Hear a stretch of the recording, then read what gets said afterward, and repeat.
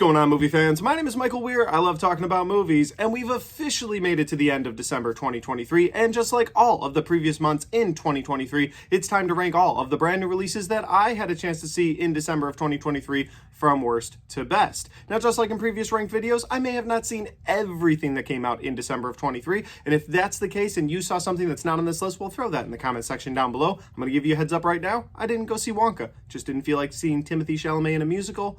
Not my cup of tea, skipped it entirely. But if there's something else that I haven't seen, maybe you want to let me know about it, throw that in the comment section, because again, it's not just about my opinions here. I'd love to know your opinions on movies too. Finally, guys, if this is the first time you're finding my channel, well, I would love for you to subscribe to my channel, check out all the different content I have. Maybe you like movie reviews, because I've done a ton of those on this channel this year. Maybe you like Blu-ray talk, because I've got a ton of Blu-rays back there, and I love talking about those as well. Or you just like ranked videos like this. Well, I've already put out a ton this month, and I will be putting out several more in the next couple of days for year-end wrap-up videos, including a top 10 best, including a top 10 worst, and then I'll be talking about all 100 movies that I saw in 2023. I'll be tier list ranking that, so if you like tier list videos, that'll be there for you as well. With all that said, let's get into December of 2023 brand new movie releases ranked from worst to best.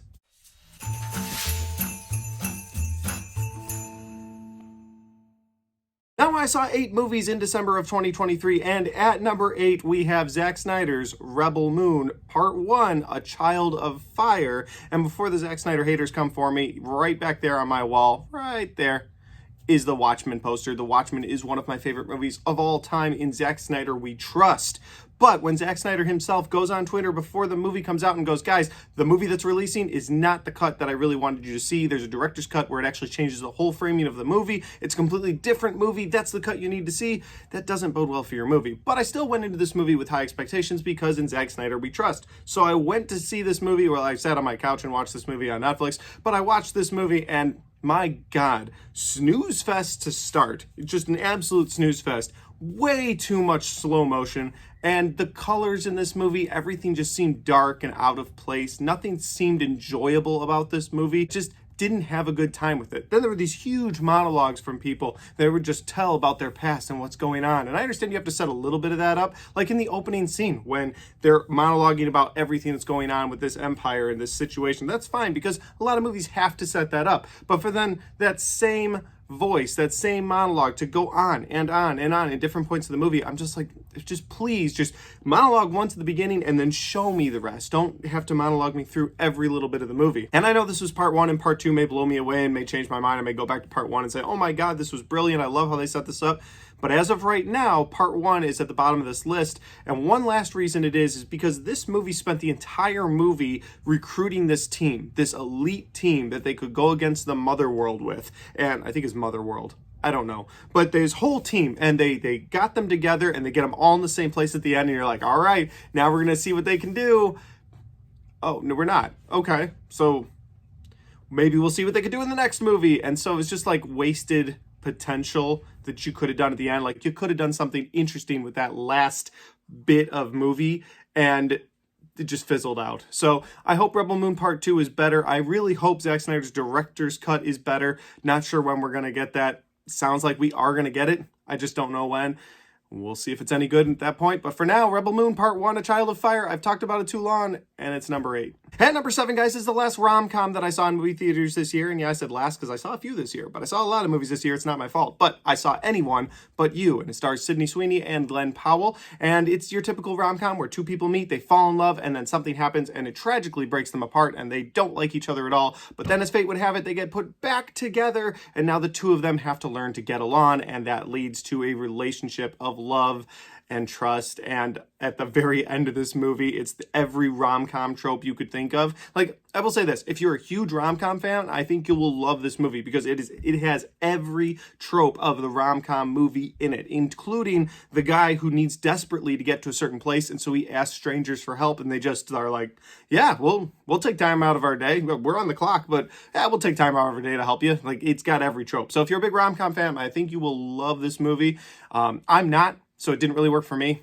And that's why it's at number 7. At number 6, guys, is a movie that I feel like I'm cheating to even put on this list because technically it came out in November, but I saw it in December and I wanted to put it somewhere, so I had an avenue to talk about it. So I'm just going to give you a little bit about this movie here, and that is Saltburn. Saltburn is a movie that I thought was a love story. I never saw the preview for this movie. So going into this movie, I was pretty blind, other than people told me there were some really graphic scenes. But I was like, okay, still could be a love story, just a graphic scene. And that's how this movie seems to start itself. Like, it starts with this guy in college who's there on a scholarship, and he doesn't have a lot of money, and he falls for this really rich guy, but this rich guy's in with the in crowd, and one thing leads to another, and they bump into each other, and then from that bump into each other, they become friends. And eventually, when school's about to get out, the rich kid says to the poor kid, he's like, hey, would you come to my family's property for the summer? You know, I always bring my friends with me, and so will you come to Saltburn with me? That's his property. He's like, will you come there with me and just be with my family? And so again, I'm going down the avenue of, okay, this is some sort of a love story. But from the time he gets to Saltburn, it gets messed up. This movie turns into something completely different, and by the end, it is wildly different than the opening of this movie, and it is not a love story at all. I mean, you could say maybe there was a little love there, but it is wildly different than what this movie portrayed itself as in the opening act. And so for that, I thought it was an enjoyable movie. I liked where this movie ended up going. However, I wasn't a big fan of this movie overall, and I think that it has no rewatchability. Like, I think I watched this, I was impressed, I was like, okay, you did something different. This movie did something I didn't expect it to do. But going forward, I don't think I'd go back to this movie. I don't think I'd sit down and be like, all right, let's turn on Saltburn. We grab the remote and turn on Saltburn. Like, I used a prop there. But I don't think this movie will ever draw me back to it. I think that it's a one watch. When people bring it up in the future, I'll be like, yeah, that was pretty messed up, right? Okay, well, what else did you see this year? And that's how it'll be, so that's why I put it at number 6. At number 5, guys, we have the end of the DCEU, which means we're talking about Aquaman and the Lost Kingdom. Now, nothing in this movie screams the end of the DCEU. We just know as fans that they're officially stopping this universe and rebooting completely with Superman in 2025. And so this is the end of the DCEU. And the last shot you get of the DCEU is Patrick Wilson's character of Orm eating a bug. That's how they ended this thing. It's Patrick Wilson eating a bug, which is a reference to a joke earlier made in the movie, and that's how they ended it. And it's wild to me that we went from movies like Man of Steel and Batman vs. Superman and Zack Snyder's Justice League to Orm eating a bug at the end. That was pretty disappointing. The movie overall, it's not a bad movie, just weird placement for it. Because again, this movie, I said this in my Aquaman review, I feel like this movie should have come out before Flash, let Flash finally reboot the universe and be done with it. The fact that they put this movie out now after Flash had an end credit scene with him and Aquaman walking around, it made no sense. Like, it feels like such a disjointed ending to a universe that it just took some of the joy away from watching this thing. But overall, there were some good moments between Jason Momoa's character of Aquaman and Patrick Wilson's character of Orm, where they're brothers. You get to see that brotherly relationship, something you didn't get to see in that original Aquaman movie. And so I enjoyed it for those reasons, but yeah, overall, again, it's a movie I'll put on my shelf back there. I'll complete the collection of the DCEU, but I don't know how often I'll go back to watch it. All right, guys, at number 4, we have Ferrari. Ferrari is directed by one of my favorite directors in Michael Mann, who directed my favorite movie of all time with Collateral. That's right, I love Collateral, and Michael Mann directed that, so whenever I hear that Michael Mann is directing a movie, it gets me excited. And then I found out that Adam Driver was going to be playing Enzo Ferrari. And then we saw the pictures of Adam Driver with the white hair, looking older, and that he's this businessman who's going to make the brand we know as Ferrari today. And I was like, all right, this is going to be great. And I went in, and it's a good movie, but again, like all the movies I've already talked about on this list, it's a movie I don't know if I'll ever go back to. Like, you get this awesome look at Enzo Ferrari and his life at a very pivotal moment in his life, but that's all you get. You get this moment where he has to decide if he's going to bet on himself and his race cars, or if he's going to join up with another car company to make Ferrari big again. And it's just one of those things where it's like, well, we know Ferrari didn't team up with another company. At least I don't think they did. And so we know the scenario is going to be Ferrari comes out on top no matter what.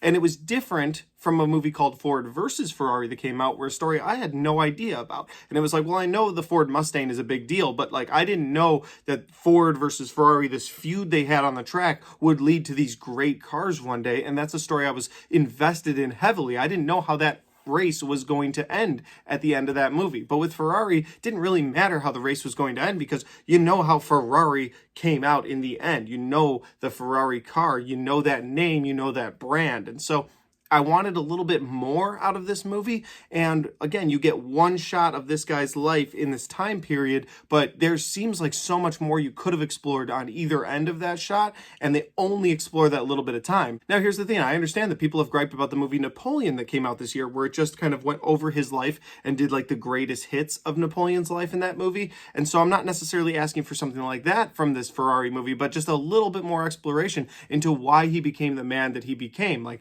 by the time you meet him in this movie, he's already that man. And the only flashback they do is just to show his other love interest in the movie and how he met her during the war. But again, it would have been cool to see like his upbringing. It would have been cool to see the man that was driven to that point of making the fastest car. Like, that would have been really cool to see. And unfortunately, they don't explore that. So with that said, I think that this is a good movie, not a great movie. And one more gripe I have for it is just that Adam Driver's makeup in this movie, when they do close-ups of his face, you can see the caked on makeup to make him look like he's a lot older. And I don't know if that's because of COVID things. I don't know why. Like, I haven't noticed that in a movie in a long time. But when they zoom in on his face, it's really noticeable that he's just wearing a ton of makeup. At least to me it was. So with that said, Ferrari is number 4. All right, guys, so the top 3 movies on this list are 3 movies that I think were absolutely excellent. And depending on the day of the week, you might be able to switch a spot or two.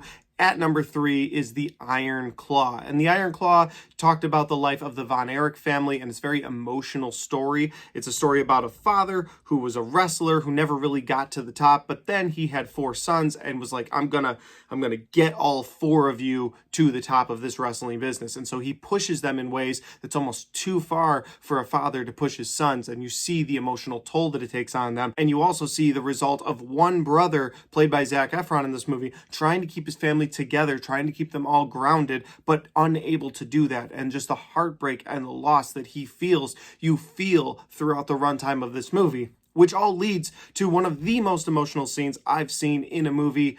And it was just heartbreaking between Zac Efron and his kids. I won't go into what they said because it's a spoiler. If you haven't seen The Iron Claw, you definitely need to. If you're a wrestling fan, you should check this movie out, because even as a almost lifelong wrestling fan myself, I didn't know the story of the Von Erichs, and it's just a crazy story. I would recommend The Iron Claw to everybody, and that's why it's at number 3.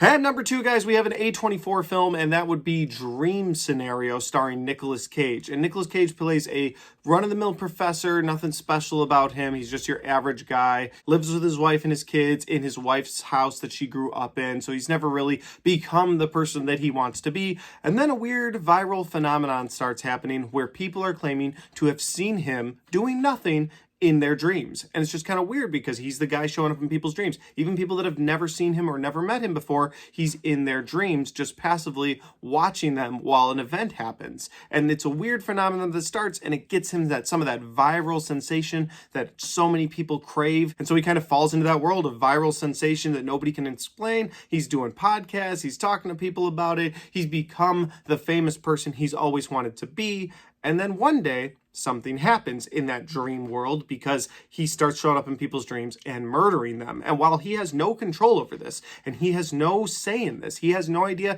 he's even in people's dreams, he's showing up and he's brutally murdering them in their dreams. And so people start to turn on him. And you get to see that viral sensation sort of turn like it does so many times with celebrities, and people hate that person. And it's such an interesting look at the viral sensation while being basically a brand new concept for a movie.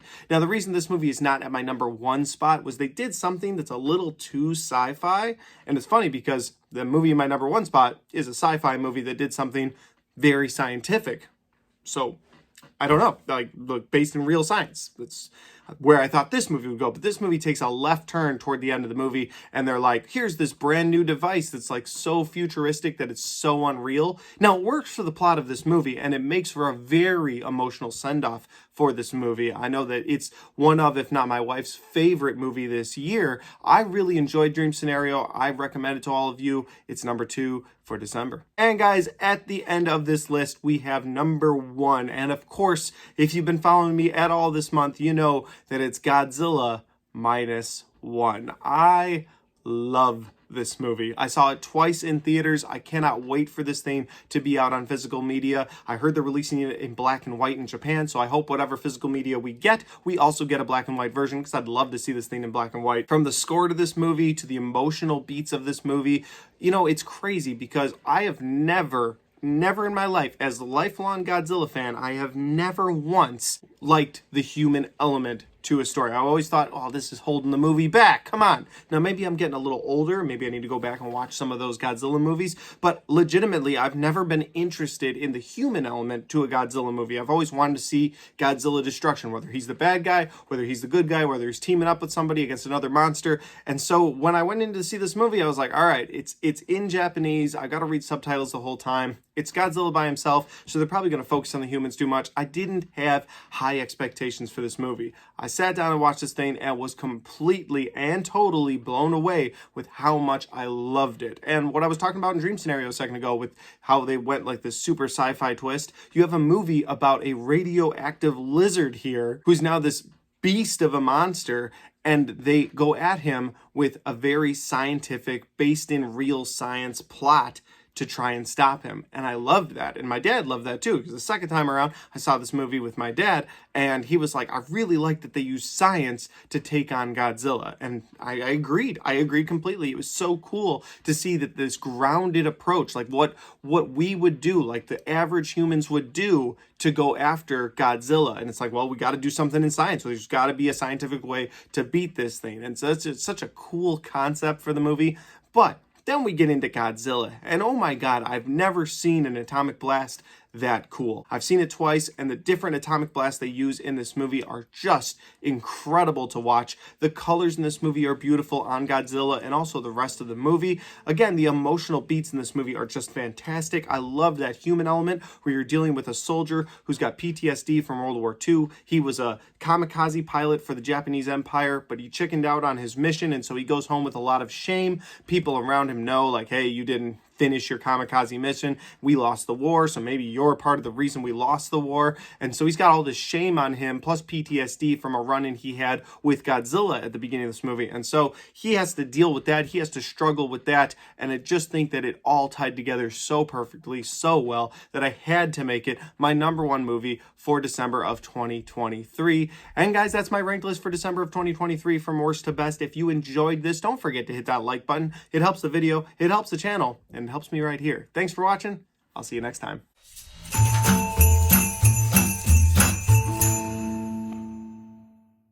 All right, guys, we get to the end of the ranked list of December from 2023. And again, I just want to say thank you to all of you who have watched these ranked lists at the end of each month in 23. They've been a blast for me to make. I've really enjoyed making them, putting them on this channel, interacting with you guys about these movies. And I'll be doing the same thing in 2024, so be on the lookout for that. But if you want to watch any of the ranked lists I've made in 2023, well, you can click right there. And if you want to watch any of my movie reviews for 2023, you can click right there.